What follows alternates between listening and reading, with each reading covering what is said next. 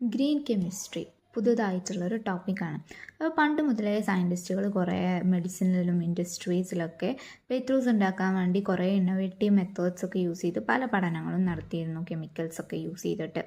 അപ്പോൾ അതെന്തൊക്കെ eventually lead ചെയ്തിരുന്നു പല വിധത്തിലുള്ള എൻവയോൺമെൻറ്റൽ പ്രോബ്ലംസും അൺഎക്സ്പെക്റ്റഡ് ആയിട്ടുള്ള ഹാർംഫുൾ സൈഡ് എഫക്ട്സ് ഒക്കെ ഉണ്ടായി.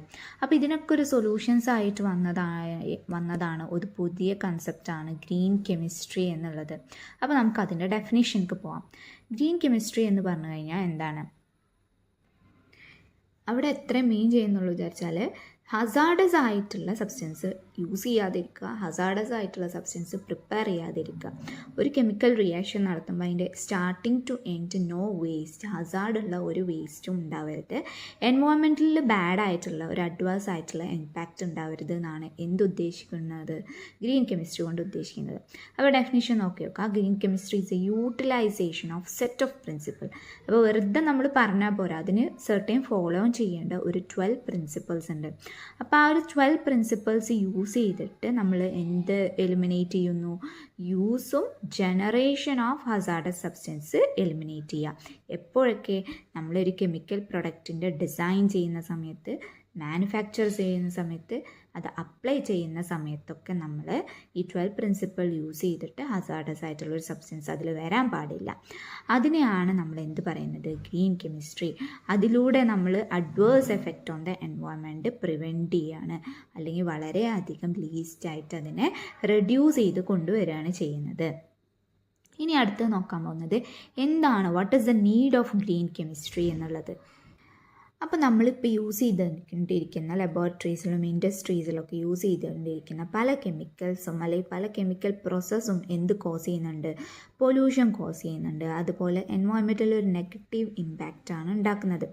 അത് യൂസ് ചെയ്യുന്ന ആളും അത് വെച്ച് ഡീൽ ചെയ്യുന്ന ആളും അതുപോലെ തന്നെ ഹ്യൂമൻസിന് മാത്രമേ, അത് യൂസ് ചെയ്യുന്ന ആൾക്ക് നെഗറ്റീവ് ഇമ്പാക്റ്റാണ്, ഹ്യൂമൻസ് മൊത്തത്തിൽ നെഗറ്റീവ് ഹസാർഡസ് ആണ്. അതുപോലെ തന്നെ അതർ കൈൻഡ്സ് ഓഫ് ലിവിങ് ഓർഗാനിസത്തിനും അതെന്തായി മാറുന്നുണ്ട്? ഹസാർഡസ് ആയിട്ട് മാറുന്നുണ്ട്. അപ്പോൾ ഇതിൻ്റെ ഓൺലി സൊല്യൂഷൻ എന്ന് പറയുന്നത് എന്താണ്? ഗ്രീൻ കെമിസ്ട്രി യൂസ് ചെയ്യുക എന്നുള്ളതാണ്. അങ്ങനെ ഗ്രീൻ കെമിസ്ട്രി യൂസ് ചെയ്തിട്ട് നമുക്ക് ഈ വഴിയുള്ള പൊല്യൂഷനെ പ്രിവെൻറ്റ് ചെയ്യുക എന്നുള്ളതാണ് നമ്മുടെ എയിമായിട്ട് വരുന്നത്.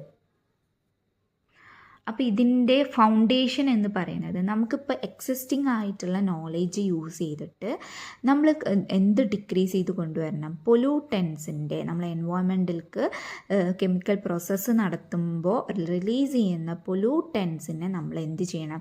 വളരെയധികം ഡിക്രീസ് ചെയ്ത് കൊണ്ടുവരണം എന്നാണ് എന്ത് പറയുന്നത്? ഗ്രീൻ കെമിസ്ട്രിയുടെ ഫൗണ്ടേഷൻ എന്ന് പറയുന്നത്.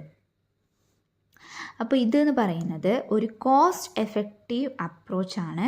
അവിടെ നമ്മൾ യൂസ് ചെയ്യുന്ന മെറ്റീരിയൽ യൂസ് എന്ന് പറയുന്നത് വളരെയധികം റിഡക്ഷൻ ചെയ്യണം, എനർജി കൺസപ്ഷൻ റിഡക്ഷൻ ചെയ്യണം, അതുപോലെ വേസ്റ്റ് ജനറേഷനും റിഡക്ഷൻ ചെയ്യണം എന്നാണ് ഗ്രീൻ കെമിസ്ട്രിയിൽ പറയുന്നത്. അപ്പോൾ ഇതിനകത്ത് നമ്മളെ റിയൽ എൻവയോൺമെൻറ്റൽ സിറ്റുവേഷനിലേക്ക് നമ്മൾ ഇന്നോവേറ്റീവായിട്ടുള്ള സയൻറ്റിഫിക് സൊല്യൂഷൻസ് അപ്ലൈ ചെയ്യാണ് ചെയ്യുന്നത് കേട്ടോ. Innovative scientific solutions are apply to the real world environmental solution. അതുകൊണ്ട് തന്നെ നമുക്ക് ഗ്രീൻ കെമിസ്ട്രീന് എന്തും പറയാൻ പറ്റും? സസ്റ്റൈനബിൾ കെമിസ്ട്രി, മെയിൻറ്റെയിൻ ചെയ്യാൻ കഴിവുള്ള സസ്റ്റൈനബിൾ കെമിസ്ട്രി എന്നും വിളിക്കാൻ പറ്റും.